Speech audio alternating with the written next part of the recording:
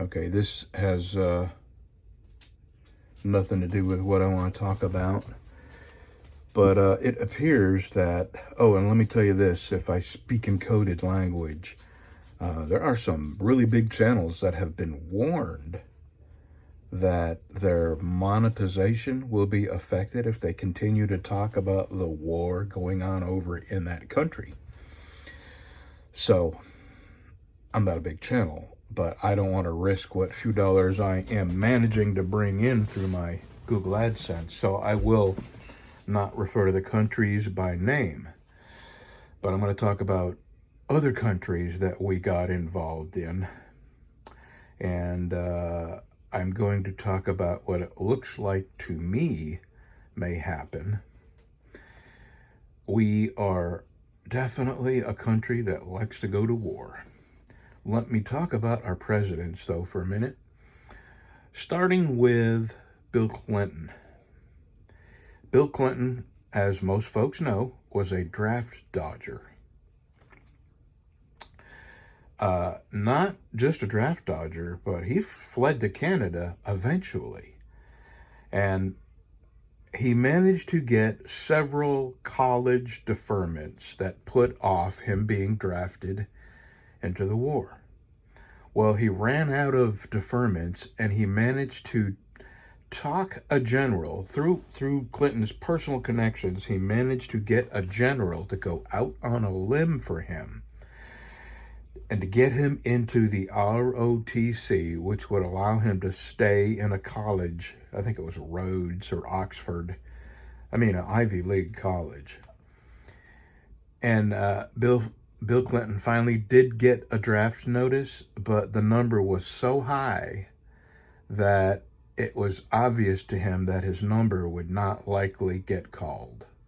So he reneged on his agreement with the general after the general put his neck on the line for Bill Clinton to go to ROTC. He reneged on his agreement to go there. And the general was livid.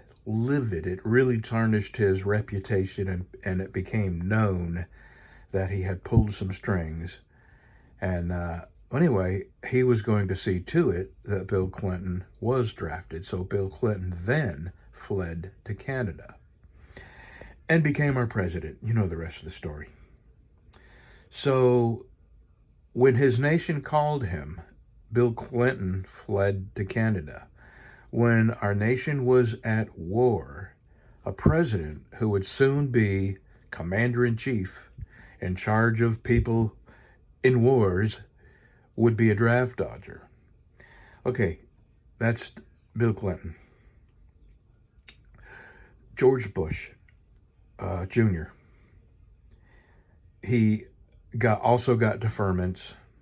And when it was obvious that he was not going to be able to get any more deferments to stay out of Vietnam, he joined the National Guard. And people were amazed that he was able to do that because he was in his class as a pilot. He was in the 25th percentile. He did extremely poor. And those people who did that poor never got stateside duty. They never got, cushy National Guard. 6 years. He got to stay in the States for 6 years in the National Guard as a pilot, and he was a subpar pilot. And when it was obvious that he wasn't going to be drafted and sent to Vietnam, he missed so many of his drills, his National Guard drills, that he lost his pilot's certification. Normally, a pilot who has been basically got the cherry duty of being able to stay in the United States, a pilot who loses his certification is sent to active duty. He was not. And I think we all know who his daddy was. So, again, you have 19 hijackers of a particular country, all of them from Saudi Arabia, not a single one from Iraq. But George Bush Jr., the guy that couldn't find himself away over to Vietnam, where all the other young men were fighting and dying. He's now starting a war where your boys and both my boys they weren't drafted, but that's where they were sent. So now you've got a second commander-in-chief who is not quite a draft dodger, but he pulled a lot of strings and was able to stay stateside when he shouldn't have, because his grades and his performance were subpar. So then you have, I'm going to talk about Trump, but I'm going to skip ahead to Biden, because Biden's been in politics for 50 years, or thereabouts. Biden, in his own book, Biden wrote that he was a sports hero. He was an avid sportsman. He played lacrosse, which to me is a girl's game, but he played soccer. He played football. He jogged. He played tennis. This is all stuff that Joe Biden wrote about in his book. And, of course, we all know about him being a lifeguard and a boxer because he beat up Corn Pop.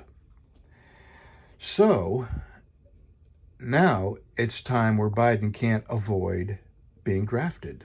So what do you know? He gets a draft card, and the second that card hits his palm, his asthma kicks in. So all those years of being an avid sportsman and a runner and a tennis player, now he can't go to Vietnam because his asthma is so bad. And on his medical deferment, it states that he's had this bad asthma since childhood. Amazing, huh? So now let's talk about Trump. And if you're a Trump fan and you're a Trump fan without realizing that Trump comes with warts, then you're stupid. It's okay to be a Trump fan, but if you think Trump doesn't come with his own boatload of problems and dishonesties, then you're not a straight thinker. Trump got 5 deferments. 4 of them were collegiate deferments, educational deferments. And again, Trump played football. He was actually, I may be mistaken, but I think he was in ROTC or some type of military school. He played football, he played golf, he played tennis, he did all kinds of things. But when he could no longer be deferred, when his deferments ran out, he suddenly developed bone spurs. This is Donald Trump, the one we all know and love, including myself. So there's your next commander-in-chief that's in charge of wars and sending your kids in mind to war, to die in war. Now somebody's going to say, well, he tried to get us out. Yeah, okay. Well, the fact is, when his country called him, he got 5 deferments. And the last one, I think we all know, is a lie and a joke. So now it looks like, first of all, if you think that all these wars happen by accident, you don't know history. Google, if you haven't already, the Gulf of Tonkin. That is what got us into the Vietnam War. And as I said earlier, all 19 hijackers that flew into the Twin Towers, all of them were Saudi Arabian. Not a one was Iraqi. So when people were hip to that, and we realized that we were going to get into a war with Iraq under the guise of retaliating for our Twin Towers coming down, people were saying, why are we going to war with Iraq when not a single one of those hijackers was Iraqi? So then they come out with the weapons of mass destruction. How many times a day did you hear that? WMD. They got so tired of saying it that they didn't even say weapons of mass destruction anymore. They were saying WMD. Saddam Hussein, WMD. Got to go in there, get that WMD.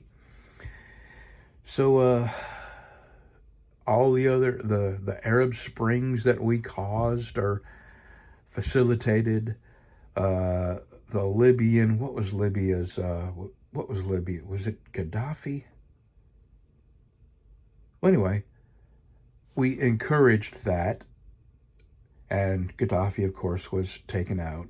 And I believe the real reason we encouraged that or facilitated that, aided that, was because Gaddafi was buying oil in gold, with gold, and not petrodollars.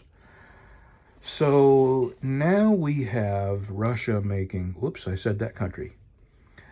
They've been buying gold left and right. They've got huge stockpiles of gold. Not as much as allegedly we have, not as much as China has been buying, but enormous quantities of gold. And now they're going to back their ruble with gold. And they're going to demand that people buy their oil without using the petrodollar. They're going to be using gold-backed rubles, which I'll tell you the truth. If they were, right now, if they were gold-backed, I would buy rubles. Because in the coming years, it may be the only currency that has any value. So I think it's a bit convenient that Russia started insisting countries pay with rubles, and they had already been making provisions, making inroads to that end where they were going to back their ruble with gold. I mean, it was very, very close. So to me, it seems very convenient that what's going on over there in those two countries is going on.